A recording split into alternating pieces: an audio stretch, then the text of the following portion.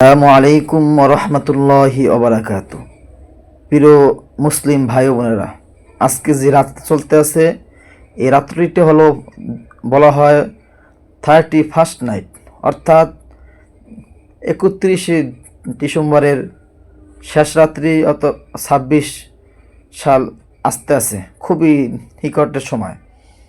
তাই আসুন, আমাদের একজন মুসলিম এবং মুসলমান হিসেবে কর্তব্য হলো এই রাত্রে গান বাজনা এবং অন্য অন্য খারাপ অশ্লীল কাজ থেকে বিরত থাকা, এবং আমাদেরকে এই রাত্রে হিসাব নেওয়া আমরা এই 25 সালে ঠিক মতন নামাজ পড়ছে কিনা, কত রাকাত নামাজ কাজা গেছে, আমরা ঠিক মতন আল্লাহ বিধান হুকুম হাকাম মানছি কিনা, এগুলো হিসাব নেওয়া। এই রাত্রে সময়কে মূল্যায়ন দেওয়া।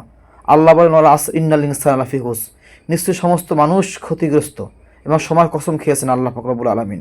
তাই আসুন, এই সময়কে আমরা মূল্যবান দেই, সময়কে মূল্যায়ন করি, এবং এই 31st নাইট যে বলা হয়, এরাইতে আমরা বেশি বেশি ইস্তেগফার তওবা এবং আমরা আল্লাহর জিকির আজকার করি।